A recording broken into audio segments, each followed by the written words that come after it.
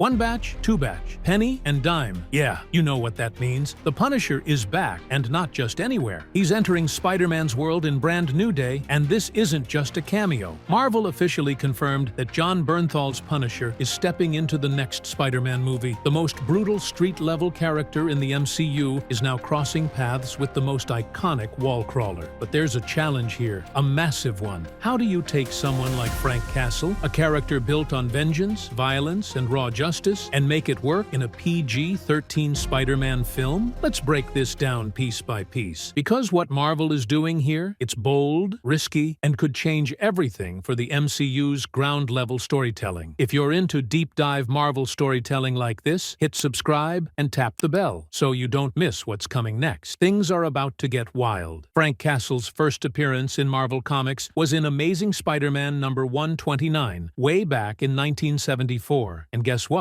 He wasn't a hero. He was hired to kill Spider-Man. That job came from the Jackal, classic Spider-Man villain, full of manipulation and misdirection. And back then, Punisher didn't know any better. He just thought Spidey was another masked criminal terrorizing New York. Now fast forward to Brand New Day. Marvel seems to be setting up something very similar. In this story, Punisher apparently shows up not knowing who Spider-Man really is. He sees the headlines, he hears the chaos, he hears Kingpin, now the mayor, raging about vigilantes like Spider-Man on TV. And yes, if you remember Daredevil, Born Again. Season 1, Kingpin name-dropped Spider-Man back in Episode 2. That wasn't random, it was set up. Kevin Feige hinted that Born Again would lay the foundation for Brand New Day, and now it's all coming together. Here's what that looks like. Kingpin's declared war on vigilantes. Frank Castle escapes prison during a post-credit scene, and now he's loose in a city where masked heroes are hunted. Meanwhile, Peter Parker has erased his identity from everyone's mind. He's not just living double lives anymore. He is Spider-Man, full-time. No friends, no Aunt May. No one even remembers who he is. Now imagine that version of Spider-Man, isolated, angry, and emotionally drained, crossing paths with the Punisher. The tension? Insane. It's not just action. This movie is setting up something emotionally heavy. There are strong rumors that Punisher starts influencing Peter, pushing him toward a darker path. We might even see Peter start to question why he doesn't kill his villains, why he keeps showing mercy when guys like Castle get results. That kind of pressure, coming from a man like Frank, could crack Peter open. And that's where things get scary. There are whispers that the symbiote suit might return, just like in Spider-Man 3. Only this time, it won't be cheesy. It'll be Peter at his breaking point, corrupted by rage and pulled deeper by Punisher's influence. But wait, this isn't just a Spider-Man and Punisher movie. The Hulk is involved too. Yeah, the Hulk. Reports say Bruce Banner returns, but something in the film drives him back into Savage Hulk mode. Some say it's Mr. Negative. Others blame the collapse of peace around him. Either way, we're getting Spider-Man plus Punisher versus Savage Hulk at some point in this movie. Think about that trio for a second. The Web Slinger, the Killer, the Rage Monster. This isn't a friendly team-up, it's chaos. And then there's the multiverse angle. Rumor has it that Sadie Sink is playing an older version of Mayday Parker, possibly the daughter of Tobey Maguire's Peter. That means Brand New Day isn't just a gritty New York story. It's also setting up the next era of the multiverse, just in time for Avengers: Doomsday. Now here's a cool behind-the-scenes fact. Jon Bernthal and Tom Holland actually helped each other get their Marvel roles. Back when they were filming Pilgrimage, they were reading lines together. Jon for Punisher in Daredevil Season 2, Tom for Spider-Man in Civil War. Now, they're sharing the screen in the actual MCU. Full circle. So what's next for Punisher? It's a packed year. First, he's leading a special presentation on Disney+,